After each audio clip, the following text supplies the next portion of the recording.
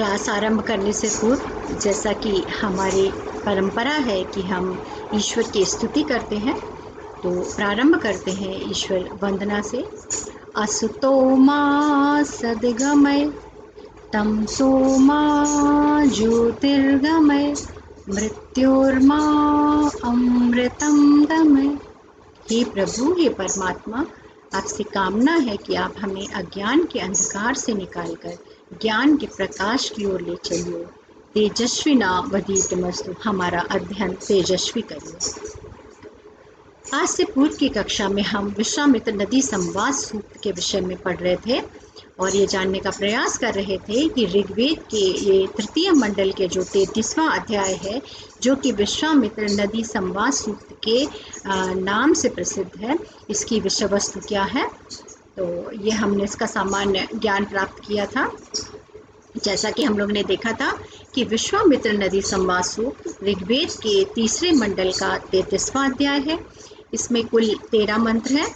इसके मंत्र दृष्टा ऋषि विश्वामित्र है और इसमें देवता के रूप में विपाट तथा शुतुद्री नदियों की स्तुति की गई है, जो वैदिक नदियां हैं। और इस संवाद सूक्त में पंक्ति एवं तुष्टुप छंद और एक और उष्णिक छंद है, उसका प्रयोग किया गया। विश्वामित्र नदी संवाद सूक्त के अध्ययन का क्या उद्देश्य है, इस पर भी हम लोगों ने विचार विमर्श किया था कि ऋग्वेद का, चूंकि ऋग्वेद से लिया गया है, तो उसका सामान्य एक अध्ययन करना, ज्ञान प्राप्त करना और साथ ही इस संवाद सूक्त का विशिष्ट अध्ययन करना, इसकी विषय वस्तु के रूप में भली भांति जानना, वैदिक संस्कृत भाषा की शब्दावली से सुपरिचित होना और हमारी भारतीय संस्कृति के प्रमुख तत्व क्या हैं, इनका हमें अवबोध होना, साथ ही विनम्रता, कृतज्ञता, प्रार्थना इत्यादि नैतिक मूल्यों को हम अपने अंदर ग्रहण कर सकें, यही इस विश्वामित्र नदी संवाद सूक्त के अध्ययन का उद्देश्य है। तो हम लोगों ने कल देखा था कि विश्वामित्र नदियाँ, 2 नदियाँ हैं, विपाट और शुतुद्री, उनके समीप आते हैं और जो वो तेज प्रवाह से बह रही हैं, उनसे प्रार्थना करते हैं कि हे पर्वतों की गोद से निकलकर समुद्र की ओर जाने की इच्छा करती हुई, प्रतिस्पर्धा से एक दूसरे से दौड़ती हुई, खुले बाग वाली 2 घोड़ियों की तरह और बछड़े को चाटती हुई सफ़ेद माता की गायों की तरह, जो विपाट और शुतुद्री ये 2 नदियां हैं, जो तेज प्रवाह से बह रही हैं, उनके समीप विश्वामित्र आते हैं। इंद्र के द्वारा भेजी गई बहने के लिए प्रार्थना करती हुई 2 रथियों की तरह समुद्र की ओर जा रही हो। हे विश्वामित्र कहते हैं कि हे नदियों, हे शुभ्रे, आप एक साथ जाती हुई लहरों की तरह उमड़ती हुई, तुम में से प्रत्येक एक दूसरे की ओर जा रही हो। उनके प्रथम 2 मंत्रों में उनके जो नदियां बह रही हैं, उनके स्वरूप का वर्णन कर रहे हैं। फिर वो कहते हैं कि हे श्रेष्ठ माता, हे सुतुद्री, मैं आपके पास आया हूँ और ये जो चौड़ी और सुंदर व्यास नदी है, विपाट है, इसके पास आया हूँ। तो आप बछड़े को चाटती हुई, लाड़ करती हुई 2 माताओं के समान जो एक ही स्थान अर्थात समुद्र को लक्ष्य करके बह रही है, मैं आपके शरण में आया हूँ। नदियाँ उनसे जिज्ञासा करती हैं कि आखिर आप जो आए हैं और हमारे इससे बार बार स्तुतियाँ कर रहे हैं, हमारे उसके पीछे क्या प्रयोजन है। तो कहती हैं कि ऐसे हम लोग अपनी धारा से उमड़ रहे हैं तथा इंद्र देव द्वारा निर्मित स्थान पर चल रहे हैं। स्वाभाविक रूप से प्रवाहित हम दोनों की गति रुकने के लिए नहीं है, तो फिर किस इच्छा से यह विश्वामित्र बार बार नदियों की स्तुति कर रहे हैं। और हम लोगों ने ये भी देखा था कि विश्वामित्र उनसे कहते हैं कि हे पवित्र जल वाली नदियों, सोम से अप्लावित मेरे वचनों के प्रति आप अपनी यात्रा से क्षण भर के लिए रुक जाइए। अपने आपकी सहायता का इच्छुक कुशुक की पुत्र मैं ऊंची स्थिति से नदियों से आह्वान कर रहा हूँ कि हम आपको पार करने के दूसरी तरफ जाने के इच्छुक हैं। तो आपका वेग इतना ज़्यादा है, तो हमें आपकी सहायता चाहिए। आप अपनी यात्रा से क्षण भर के लिए रुक जाइए, जिस वेग से आप बह रही हैं, तो हमें निकलने का मार्ग प्राप्त हो सके। फिर नदियाँ उनसे कहती हैं कि वज्रधारी इंद्र ने हमें खोद कर बाहर निकाला है, हिमालय से बहने के लिए प्रेरित किया है और जिन्हों असुरों ने, व्रत ने नदियों को घेर रखा था, उनको मार्ग को प्रवाहित होने से रोक रखा था, ऐसे उनको नष्ट करके इंद्र ने सुंदर हाथों वाले समित्र देव ने हमें यहाँ लाया है। हम जितनी चौड़ी हैं अपने वेग से बह रही है, वह उन्हीं की आज्ञा से निरंतर बह रही है। यहाँ तक के मंत्रों का हम लोगों ने कल अध्ययन कर लिया था। आइए आज आगे के 7वें मंत्र को देखते हैं। प्रवाच्यम शतधाम वीर्यम तद इंद्रस्य कर्म यदहि विश्रतः विवज्रेण परिषदो जगानाम आपहु यस्मिच्छाणा। वो कहती है कि इंद्र का वह पराक्रम युक्त कार्य, वीर्यम तद इंद्रस्य प्रवाच्यम, जो इंद्र का यह पराक्रम युक्त कार्य है कि उसने शत्रु को मारा, अहि को मारा और हमें हमें मुक्ति का मार्ग प्रदान किया, वह प्रवाच्यम अवश्य ही कहने योग्य है, स्तुति किए जाने योग्य है। उसने वज्र से ही वज्रेण परिषदो जगानाम, इंद्र ने अपने अस्त्र वज्र से जल को रोकने वाले प्रतिबंधकों को काट डाला, नष्ट कर दिया और हमें उन्मुक्त मार्ग पर बहने के लिए मुक्त कर दिया। जघान आप वो दिक्ष्माणा, और जल जो है, हमारा जल जो है वेग से अपना मार्ग खोजता हुआ प्रवाहित हुआ। तो ऐसा इंद्र की स्तुति अवश्य की जाने योग्य है, जो उन्होंने पराक्रम पूर्ण कार्य को संपन्न किया है, हम उसका वर्णन करती है। प्रवाच्यम सद्यतः वीर्यम तद इंद्रस्य, इंद्र का वह पराक्रम युक्त कार्य, तत्ति अचित विश्वता, उसने अहि को मारा, यह अवश्य कहने योग्य है। वज्रेन परिषदो जगाना, अपने वज्र से जो जल को रोक लेने वाले तत्व थे उन्हें नष्ट कर दिया, उनको काट डाला है। यदि क्षमाणा जगाना, और जल अपना मार्ग खोजता हुआ प्रवाहित हो रहा है, यह हम व्यक्त करना चाहते हैं, ऐसा नदियाँ कहती हैं। फिर वो ये कहती है साथ ही में कि जो आप हमारी स्तुति कर रहे हैं, इन स्तुति में वो इंद्र के पराक्रम पूर्ण कार्य को मत भूलिए। एतद् वचो चरित आपि पृष्ठाम आयत्ते घोषानुत्तरः युगानि उक्थेषु कारो प्रति यो जुगस्य मानो की पुत्रधा नमस्ते। हे स्तुति गायक, हे हमारी स्तुति करने वाले, इस वचन को कभी भी मत भूलो, ताकि भावी युगों के लोग तुम्हारे इस वचनों को सुन सके। हे कवि, हमारी स्तुतियों में हमारा आदर रखो, जो हमारी अपनी आप स्तुति कर रहे हो, हमारी अपनी इन स्तुतियों में हमारा आदर रखो। हम लोगों को मनुष्य कोटि में नीचे मत लाओ, तुम्हें नमस्कार है।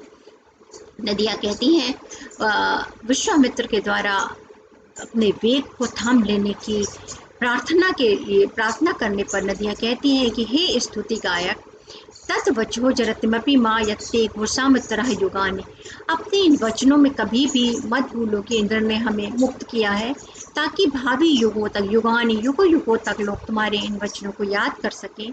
उक्थेषु कारो प्रति वो जुगस्य, हे कवि, अपनी स्तुतियों में हमारा सम्मान रखो, हमारा आदर रखो। हम लोग न ही पुरुषता नमस्ते, हम लोगों को मनुष्य की कोटि में नीचे मत लाओ, यानी कि हमारा जो वेग है जिससे हम बह रहे हैं, हमें उसे रोकने के लिए बाध्य मत करो। हम तुम्हें प्रणाम करते हैं।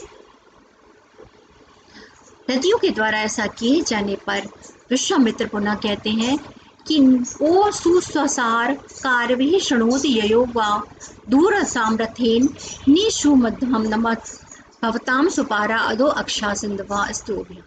हे सुंदर बहनों, मुझ कवि की बातों को सुनो। ओ स्वसारह कार्य, मुझ कवि की बातों को सुनो। वो दूर सहरथेन, मैं तुम्हारे पास बहुत दूर से रथ और गाड़ियों से आया हूँ, आपको पार करने का इच्छुक हूँ। सीनु न मध्य भवता सुपारा अधो अक्षा, आप अच्छी तरह से थोड़ा नीचे झुक जाओ। हे नदियों, अपनी जलधारा के अक्ष से नीचे बहती हुई आसानी से पार करने योग्य हो जाओ। वो नदियों से प्रार्थना करते हैं कि आप जिस वेग से, तीव्रता से उभरते हुए बह रही है, आप उससे अपना वेग को थोड़ा कम कर लीजिए और नीचे होकर बहिए, जिससे कि हम आसानी से आपके इस मार्ग को, जल मार्ग को पार कर सकें। ऐसी हम आपसे प्रार्थना करते हैं, पुनः पुनः नमन करते हैं। नदियाँ कहती हैं आतेकारो श्रवाणः वचांसि यथाय दूरतम रथेन निहेन सहि पिबमाणः योषामर्यायेव कन्या शस्यते। इस प्रकार बार बार विश्वामित्र के द्वारा प्रार्थना किए जाने पर नदियाँ उनकी प्रार्थना को स्वीकार करके कहती हैं आतेकारो श्रवाणः वचांसि, हे कवि, हम तुम्हारी बातों को सुनती हैं।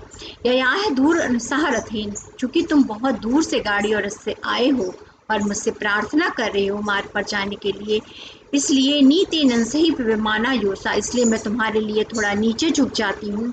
उसी प्रकार जैसे कि कोई दूध से भरे वक्षस्थल वाली माँ जो है वो अपने पुत्र को दूध पिलाने के लिए नीचे झुकती है, या जैसे कोई प्रेमी का आलिंगन करने के लिए कोई युवती नीचे झुक जाती है, उसी भांति मैं तुम्हारे लिए नीचे झुक जाती हूँ, अपने वेग को कम कर लेती हूँ, जिससे कि आप हमारे मार्ग को इस मार्ग से, जल मार्ग से निकल कर पार कर सको और दूसरी तरफ जहाँ आप जाना चाहते हो अपने गंतव्य पर जा सको। आतिकारो षडवानः वचांसी यथाय दूरवसम रथेन। नदियाँ कहती हैं कि हे कवि, हम तुम्हारी बातों को, तुम्हारी प्रार्थना को स्वीकार करते हैं, क्योंकि तुम बहुत दूर से गाड़ी और रथ से आए हो और हमसे प्रार्थना कर रहे हो, इसलिए मैं तुम्हारे लिए नीचे झुक जाती हूँ। योशाम मर्यायव कन्या सुचरित। जिस प्रकार कोई दूध से भरे हुए वक्षस्थल वाली औरत या माँ अपने पुत्र के लिए, और जैसे कोई युवती अपने प्रेमी के आलिंगन करने के लिए नीचे झुकती है, उसी प्रकार हम आपके लिए नीचे झुक जाते हैं, जिससे कि आप अपने मार्ग को पार कर सकें। नदियों के द्वारा इस प्रकार अनुमति दिए जाने पर विश्वामित्र कृतज्ञ भाव से उनसे कहते हैं, यतंग त्वाम भरतः संतरे युगस्य ग्राम इष्टा इंद्रजूतः आर्षादः प्रसवः सर्ग तक्ता आ वो व्रणे सुमति यज्ञाणाम। हे नदियों, चूंकि हमें आपकी आज्ञा मिल गई है, इसलिए हम भरतवंशी आपको पार करें, आपको पार जाने की इच्छा रखने वाला, आपके द्वारा अनुज्ञात एवं इंद्र के द्वारा भेजा गया ये जो भरतवंशियों का झुंड है, जो समूह है, यह आपको पार करे। प्रवाह अपनी स्वाभाविक गति से आपका जो है वो बहता हुआ रहे। मैं पवित्र नदियों आपका समर्थन चाहता हूँ। कहते हैं आपने अनुमति दे दी है, मैं आपका पुनः समर्थन चाहता हूँ। यदंग त्वाम भरतः संतरे युग ग्रामा इष्टा इंद्रजूता। हे नदियों, चूंकि हमें आपकी आज्ञा मिल गई है, इसलिए भरतवंशी तुम्हें पार कर पाए। हम जो त्वाम भारता, हम भरतवंशी जो आए हैं यहाँ पर आपके पार करने की इच्छा रखने वाले, आपको पार करें। इंद्रजूता, इंद्र के द्वारा प्रेरित किया हुआ ये जो समूह है, यह आपको पार कर सके। और सदा प्रसवा सर्ग तक्तम आ वो व्रणे सुमति यज्ञानाम, और आपका प्रवाह स्वाभाविक गति से बहता हुआ रहे। हे पवित्र नदियों, मैं आपका समर्थन चाहता हूँ, आपकी कृपा दृष्टि चाहता हूँ। इसके पश्चात नदियाँ अपने वेग को कम कर लेती हैं और विश्वामित्र अपने समूह के साथ नदियों का वेग कम हो जाने से उस नदी को पार करके दूसरे मार्ग पर जहाँ आना चाहते हैं वो आ जाते हैं। तो वो कहते हैं, अतः ऋषु भर्तभः गंभ्य समभक्त विप्रम सुमति नदीनाम प्रहपिभ्यद स्वइष्यति सुराधा आवक्षः प्रहदयात शीभम। पार जाने की इच्छा रखने वाले भरतवंशियों ने आपको पार कर लिया है। ब्राह्मण ने नदियों का समर्थन प्राप्त कर लिया है। हे सुंदर धन वाली, तुम लोग नदियों धन लाती हुई अपनी जगह पर प्रवाहित हो, भर जाओ, शीघ्रता से बहो। आतहारिष्यो भरतम गंतव्या। जो गव्या जो जाना चाहते थे, उस मार्ग पर भरतवंशियों ने मार्ग को प्राप्त कर लिया है। संभक्त विप्रम सुमति नदी नाम, और जो ब्राह्मण है, यानी कि हम ब्राह्मणों ने अपने नदियों के समर्थन को प्राप्त कर लिया है, उन्होंने हमें मार्ग दे दिया है। अब आप पुनः जो सुंदर धन वाली है, जल रूपी धन वाली, आप पुनः धन लाती हुई अपने मार्ग पर जिस प्रकार प्रवाहित हो रही थी, पुनः प्रवाहित होइए। आपने जो अपने को जल को नीचा किया था, आप पुनः भर जाइए, और जिस वेग से शीघ्रता से बह रही थी, आप पुनः शीघ्रता से बहिए। ऐसा विश्वामित्र उनसे प्रार्थना करते हैं। और बाद में कृतज्ञता भाव से अंत में कहते हैं कि ऊर्मी शशाम हत्यवापो योगताणी मुंचता माधु पुष्कतो यवेन साध्यो सून मारता। तुम्हारी जुबा धारा जुआ की कील के नीचे से बहे, जल रस्सी को छोड़ दे, दुष्कृतों से रहित, पाप रहित तथा तिरस्कार न करने योग्य नदियाँ वृद्धि को प्राप्त न करें। साथ ही वो ये भी प्रार्थना करते हैं कि आप अपने स्वाभाविक मार्ग से तो बहिए, लेकिन फिर भी आपका वेग इतना ना हो, आपकी धारा जुआ की कील के नीचे से ही रहे, और जल जो है वो रस्सियों को छोड़कर उसके मध्य जो विचरण प्रवाह अपना रखे, उससे तोड़ कर ना बहे।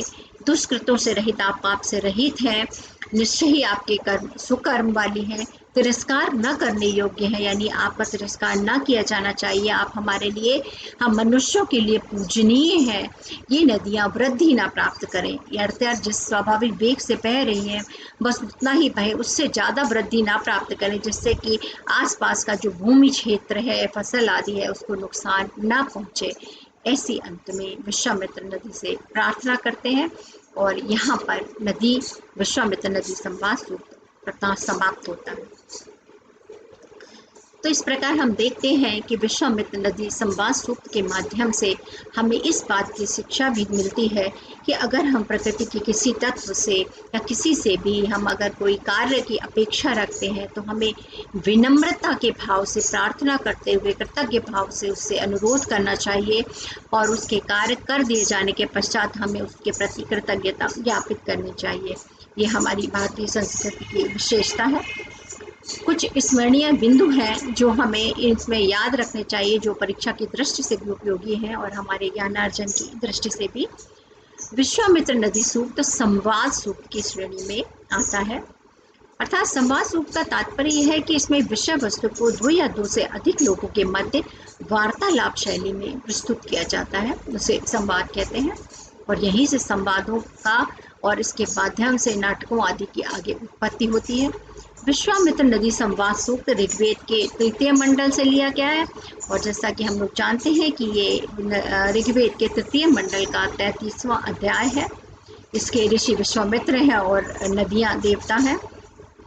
नदियां जो 2 नदियों का विपाट और शुतुद्री जो आज व्यास और सतलुज नदी के नाम से जानी जाती हैं, उनका इसमें वर्णन किया गया है। इसमें यानी इस संवाद सूक्त में पंक्ति, उश्रिक और त्रिष्टुप छंद जो वैदिक छंद है उनका प्रयोग किया गया है और साथ ही विश्वामित्र नदी संवाद सूक्त में उपमानात्मक शैली का प्रयोग किया गया है। यानी विभिन्न सुंदर उपमाएं हमें इसमें देखने को मिलती हैं, चाहे वो प्रथम मंत्र में नदियों की तुलना 2 घोड़ियों से या बछड़े को प्यार करने वाली 2 गायों के रूपी माताओं से की गई हो, चाहे वो झुकने के लिए जब नदी अपने जल को अंत में रोक लेती हैं, कम कर लेती हैं, उसमें वह अपनी तुलना एक माता से करती है या एक प्रेयसी से करती है, जो कि माता अपने पुत्र को दूध पिलाने के लिए जैसे नीचे झुकती है या प्रेमी का आलिंगन करने के लिए कोई प्रेयसी, कोई युवती नीचे झुकती है। तो इस प्रकार सुंदर उपमान के द्वारा इस नदी संवाद सूक्त में वर्णन कथा वस्तु का किया गया है, ऐसा हम देखते हैं। परीक्षा की दृष्टि से कुछ उपयोगी प्रश्न हो सकते हैं जिनको बच्चों आप लोगों को याद रखना चाहिए, स्मरण रखना चाहिए। जैसे कि पूछा जा सकता है कि विश्वामित्र नदी संवाद सूक्त किस वेद से संबंधित है, या इस सूक्त में किन 2 पात्रों के मध्य संवाद हो रहा है। तो हम सभी जानते हैं कि इसमें विश्वामित्र और नदियों के मध्य संवाद हो रहा है। विश्वामित्र नदी संवाद सूक्त के प्रथम मंत्र में नदियों की तुलना किससे की गई है? तो हम लोगों ने जैसा देखा था कि विश्वामित्र ने नदियों की तुलना 2 दौड़ती हुई घोड़ियों या सफ़ेद रंग की 2 गायों के माताओं से की गई है। विश्वामित्र नदियों से क्या प्रार्थना कर रहे हैं? विश्वामित्र नदियों से अपने जल को कम करके उन्हें पार जाने के लिए प्रार्थना कर रहे हैं। नदियाँ किस देवता के प्रताप अथवा आज्ञा से पृथ्वी पर तेज गति से बह रही हैं? तो हमने देखा था कि नदियों ने, जैसा कि अपने संवाद में कहा था, कि इंद्रदेव ने उन्हें हिमालय से मुक्त किया है और वहाँ पर जो या असुर जिसने भी उनको प्रतिबंधित कर रखा था, उनके जलों को उन्होंने अपने वज्र से, इंद्र ने अपने वज्र से उनको नष्ट करके जल को मुक्ति का मार्ग दिया था। तो इंद्रदेव के प्रताप से नदियाँ तेज गति से बह रही हैं। विश्वामित्र नदी संवाद सूक्त में किन छंदों का प्रयोग किया गया है? तो हम लोग ने स्मरणीय बिंदुओं में जाना था कि इसमें त्रिष्टुप छंद, उश्रिक छंद और पंक्ति छंद प्रयोग किया गया है। तो बच्चों, जैसा कि आज हम लोगों ने देखा कि विश्वामित्र नदी संवाद सूक्त में 13 मंत्र हैं और इन मंत्रों के माध्यम से हमने ऋग्वेद के जो ये संवाद सूक्त का आज अध्ययन किया और इनकी विशेषता के बारे में जाना। इसमें हमने यह भी जाना कि कृतज्ञता के भाव होना मनुष्य के जीवन में अत्यधिक आवश्यक है। अगर हम किसी से कुछ अनुरोध करते हैं, कुछ प्रेरणा लेते हैं, और समस्त प्राकृतिक तत्वों के प्रति हमें कृतज्ञता की भावना से युक्त होना चाहिए।